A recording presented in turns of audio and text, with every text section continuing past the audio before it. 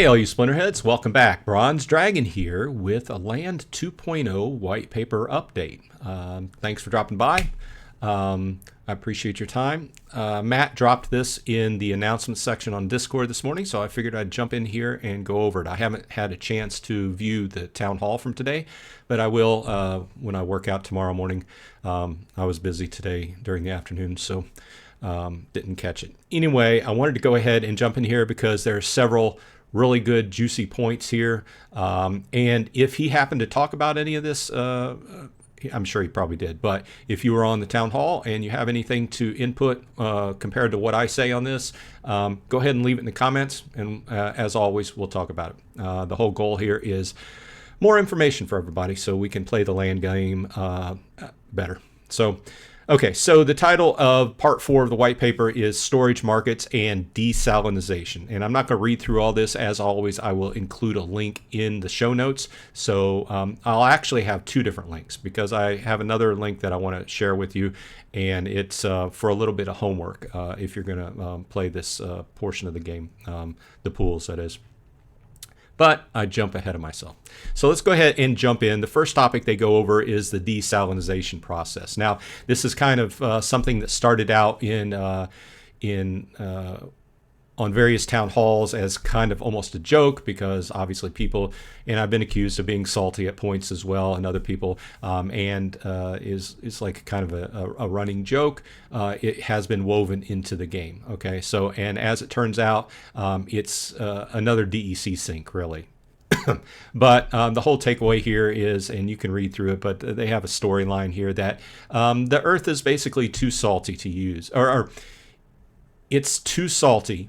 It can be used at the full saltiness, salinization rate. But if you take the salt out of the earth, for all intents and purposes, what we're doing with it, everything gets a lot more efficient.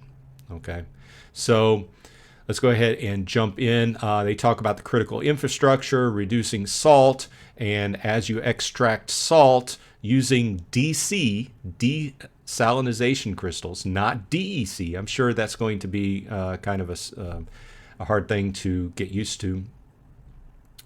Players who own land in a particular region contribute DC to desalinate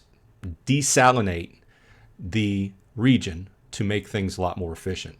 And this is something that has to be continually done as time goes along. So this is another cost that we as landowners are going to incur.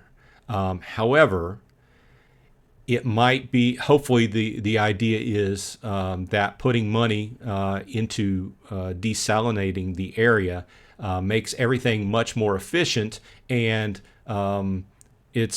we're a lot better off than versus not paying for it, basically. So I guess that's the idea.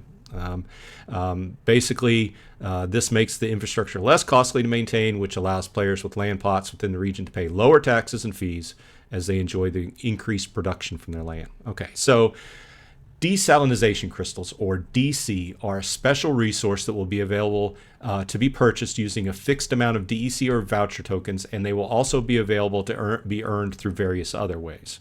And they talk about a few different ways, such as being added to chests, earning them from ranked battles, or from guild participation, such as in brawls. So those are 3 ideas where we could start earning desalinization crystals, which in turn could be bought and sold, or if you don't have land, you could sell yours, or use it in your regions to help your land production as well. So they go further, saying desalinization crystals can be used to reduce the salinization rate in a particular region. Like I said, it starts at 100%. Each day, a fixed amount of DC will be deducted from the pool, contributed by players, so that region, in order to reduce the salinization rate up to 2%. If there's no more DC in the pool, then the salinization rate will steadily increase, okay, until it goes back to 100%. Okay, so this is basically saying, well, players in the region, they're going to want players in the region to continually contribute to this, or it'll go back up to 100% and everything will be a lot less efficient. Okay, now since this is on a region by region basis, the question occurs to me, what if I'm in a region and I'm contributing, but the dude next to me is not contributing? Is he still benefiting from that? and they go on in the next section. They talk about what you get out of this. So the benefits are reduced tax rate, reduced market swap fees, reduced storage rental cost, and production boost. So the question occurs to me is that really fair if I'm contributing and the dude next to me is not contributing to the desalinization process, and he is able to get all these benefits. Now, there are other things that come out of the process, and they talk about it here a little bit later, but the main thing is the reduced tax rate, and it goes from 15% down to 7.5%, indicating a 50% reduction at 0% salinization rate. The one takeaway I'll say from there is I noted that our taxes are going up. So right now, currently in 1.5, the tax rate is 10%. Guess what? It's going up to 15%. But you have the ability to bring that back down, but it's another incurred cost, right? Market swap fees from 10% down to 5% at 0% salinization rate. This is talking about the liquidity pools, which we are going to talk about here in a minute.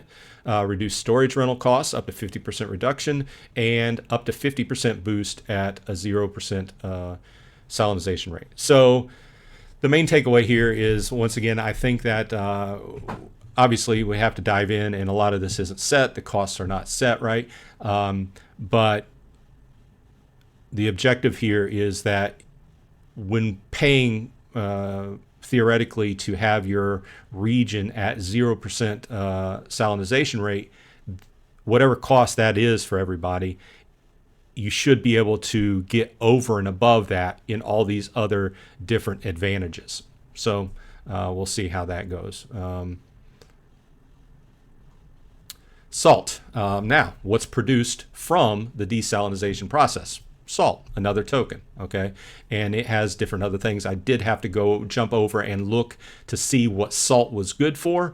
And if you look at section or the second part of the white paper, it goes into it. The salt is earned by contributing desalinization crystals to the infrastructure projects like we just talked about. It'll be able to be mixed with the existing in-game legendary and alchemy potions in an alchemy lab building to create enhanced versions of those potions, which will be transferable and will be able to increase the chances. So basically, you can combine salt with your potions to make them better versions of the potions, or people who have alchemy labs. That could be a thing, right? You could have an alchemy lab and you could invest in salt and invest in different potions and combine them for better potions, then turn around and sell those potions.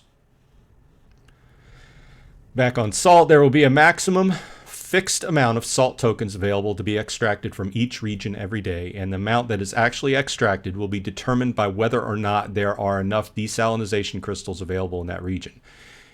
If the maximum daily amount of DC are available in the region for a day, allowing the salinization rate to drop by 2% or be maintained at 0%, then the maximum amount of salt will be extracted from that region that day. Otherwise, proportionally less salt will be extracted, or none, if there is no DC available in the region. The salt tokens will be distributed to all players who have contributed DC to the region over the past 30 days in proportion to the amount that they have contributed compared to the total amount contributed by all players in that region over that. So basically, people who contribute are going to get salt. Those who do not, and I guess ride the coattails of the other people, are not going to get the salt. So keep that in mind. Okay, so the other thing we've been really waiting for is the advent of the internal markets. So 50 different resources, 50 different liquidity pools, matched up with each of the items, each of the materials, and DEC.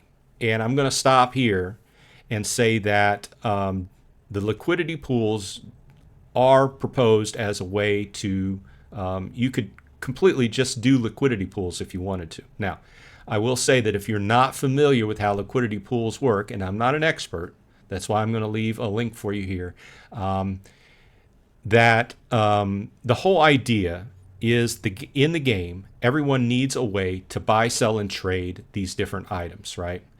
And if you are going to provide liquidity, you provide an equal value amount of DEC and whatever resource you're going to provide. So 1,000 DEC, 1,000 DEC worth of wood, or whatever it is, right?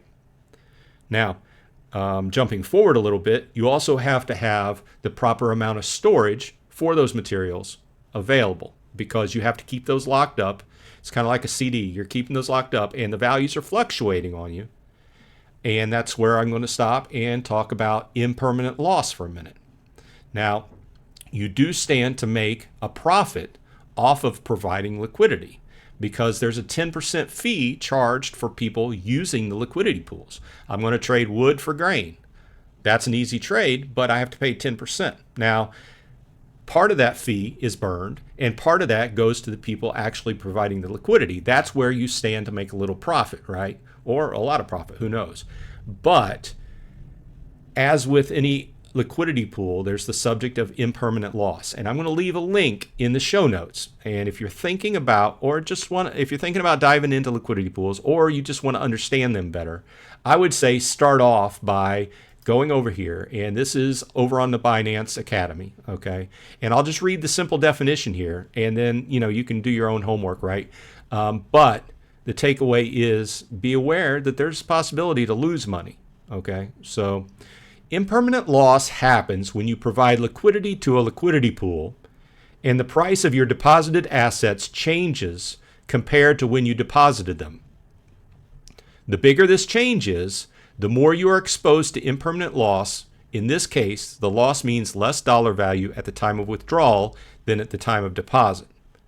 Okay, but the idea is, the hope is that you put liquidity in, and obviously from a personal perspective, you're trying to make money off that. But from a gameplay perspective, we need liquidity pools so people can buy, sell, and trade these different items that everybody's going to need to make things, right?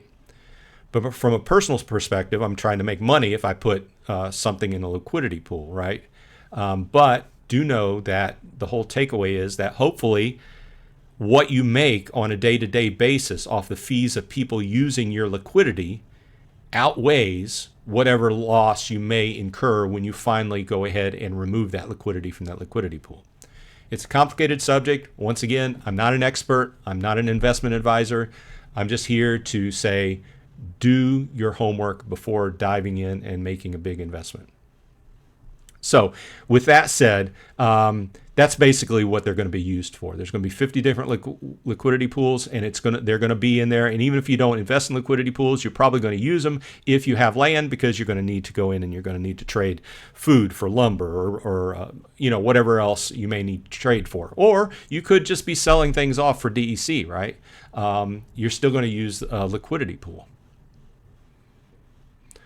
Each of the resources will have a single pool paired with DEC in the internal market. When players want to swap one resource for another, they can submit a single seamless blockchain transaction, which will swap the first resource for DEC and then swap the DEC for the second resource.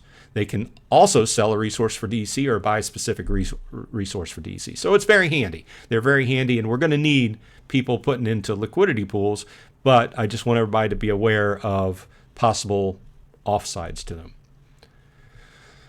Swap fees. Like I alluded to earlier, there will be a 10% swap fee, and they go into it and they talk about it's a little bit higher than a lot of other markets, and it's due to them trying to kind of be really realistic on, in a real life situation, there's a lot of fees that's involved in buying, selling goods. So they're trying to do that. And once again, you can offset this by the desalinate.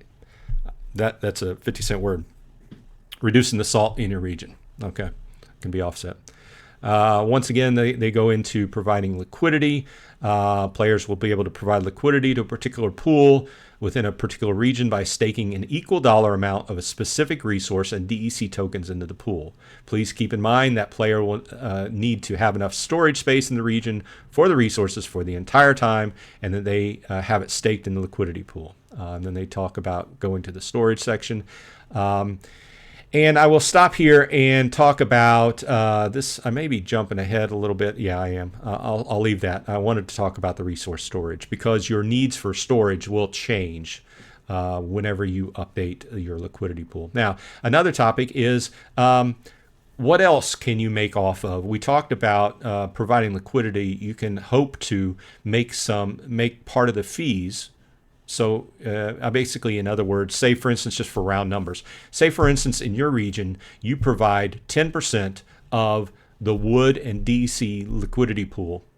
And then on a regular basis, people who are swapping and using that wood and DEC liquidity pool, you will get 10% of, well, you would get 5% of the fees because part of the fees are burned. So, and there's more math that goes into this, but one of the other offshoots that if you provide liquidity, you'll make Elixir.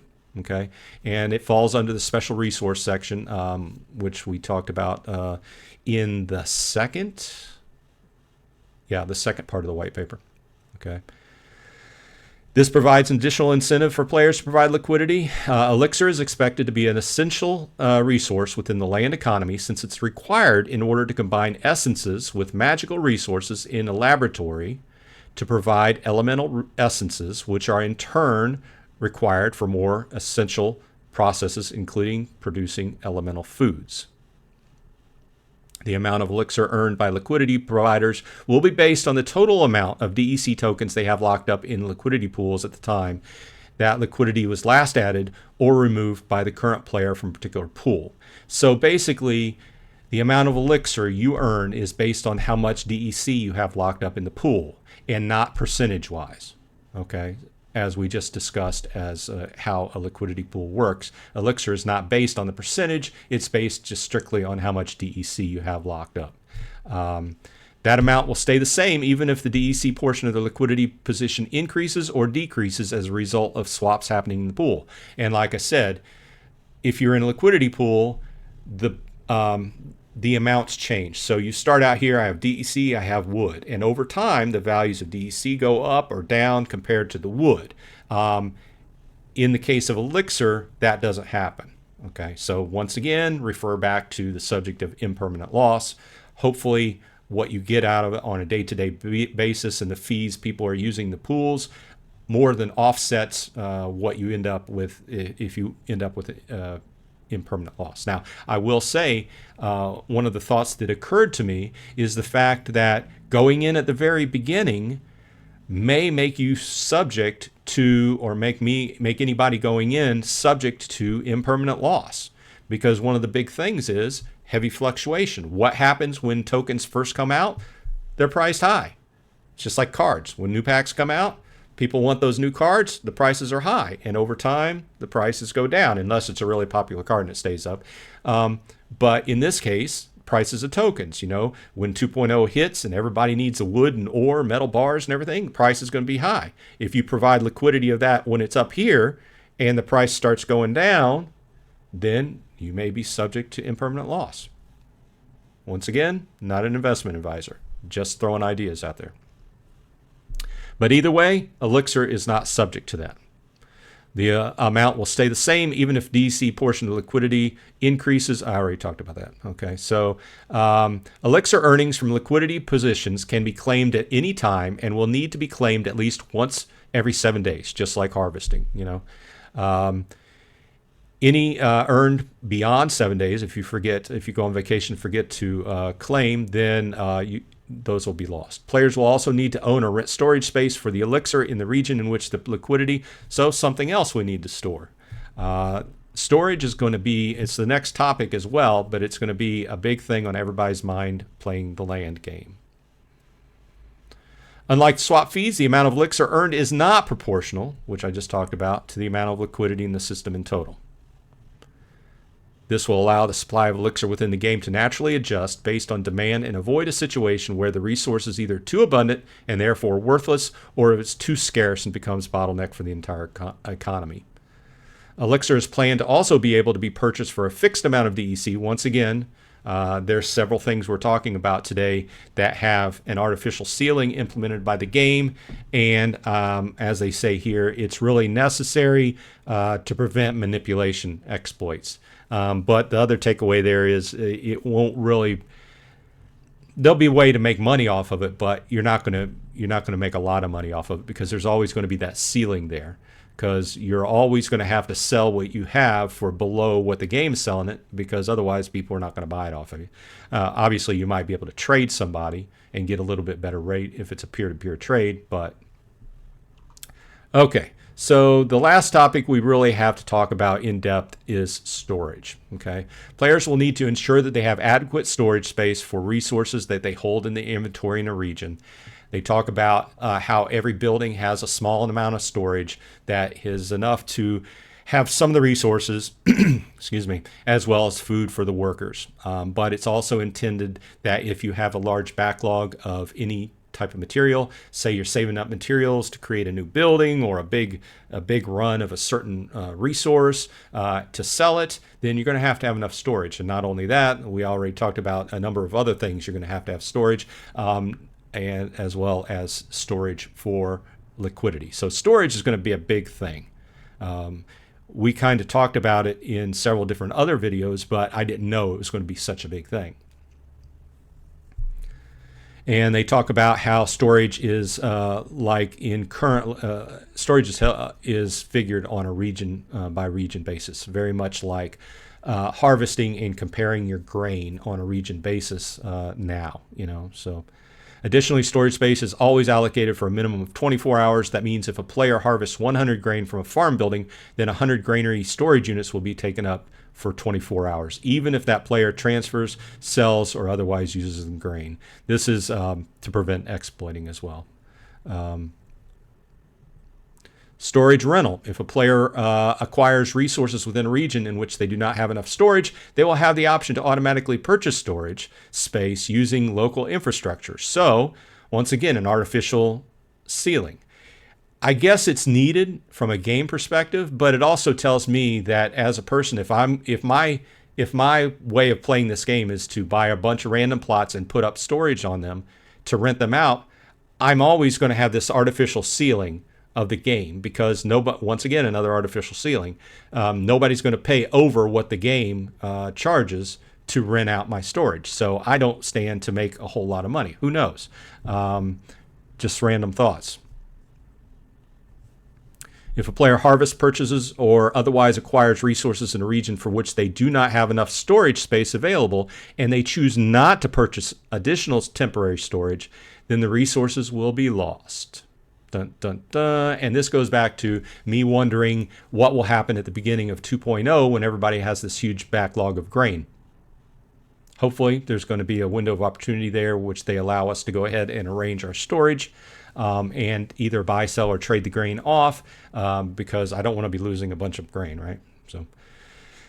And lastly, they talk about storage buildings and providing liquidity, which we have been talking about. If a player would like to have additional storage space for certain resources within a particular region, they can build a storage building on a vacant lot plot with that region. Please see the resource buildings, which we talked about in section 3 of the white paper.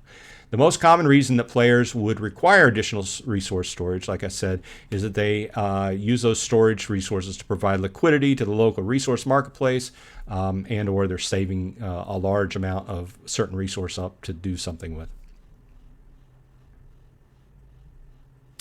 Just spinning through here. They give an example here. This is a good example. For example, if a player provides 1,000 Sparkstone into a liquidity pool, then 1,000 units of Sparkstone storage space will be used and no longer available in that region until the player removes some or all of their liquidity and then moves or uses that Sparkstone. So once again, it's very much like changing your production points on land. Once you change your production points, you're going to trigger that harvest, right? In this case, your storage is figured. And until you change that, it's going to stay the same, even if the numbers fluctuate as far as what you're actually storing, right? So you're going to have to take that into account whenever you go do an update. They said even if you remove one Sparkstone worth of liquidity from the pool, the storage requirements will update, and they'll either need to. They give this example where 1,000 Sparkstone went up to 1,500 value. Okay, so you start out with, like, let's just say 1,000 DEC, 1,000 Sparkstone, but somehow the trade rates go and 1,000 DEC is now worth 1,500 Sparkstone. So if you go to change, and you're still paying for 1,000 storage, right? But if you go in and you even change that at all, you're going to have to account for that and have 1,500 storage. So basically, whenever you make a change, it's going to recalculate. So On the other hand, if the initial 1,000 Sparkstone liquidity pool drops to 600 at the time a player does a withdrawal, then 400 Sparkstone storage units will be freed up. So it works inversely. Okay. So this is a lot of good information. If you take anything away from this, I would say that it should be, if you're interested in liquidity pools, do your homework and know what you're getting into. I'm excited. Lots of good information in this unit here. Glad to cover it. Please leave a like and subscribe if you like this kind of information put out by me. Otherwise, I hope everyone on your side is happy and healthy. And I'll see you on the flip side.